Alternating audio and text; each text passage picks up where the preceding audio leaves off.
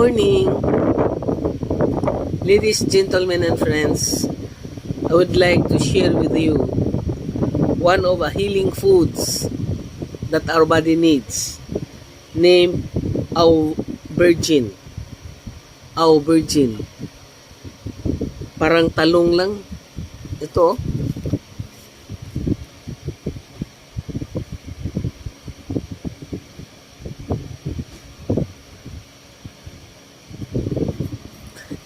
Eggplant man ang talong, hindi ba, mga kapatid, mga friends?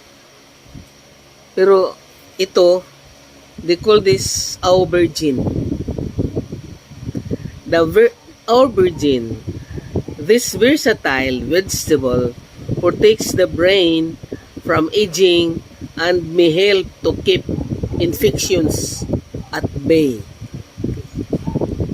Well known as a main ingredients in the Greek dish moussaka, aubergines contains many beneficial substances including nourishing and anthocyanin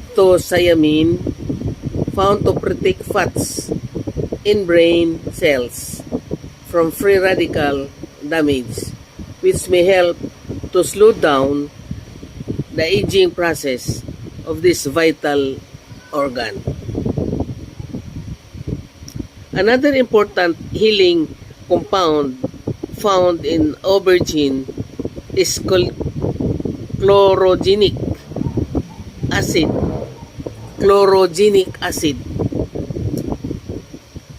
whose potent antiviral, antibacterial, and antifungal properties are thought to aid the body in resisting infections.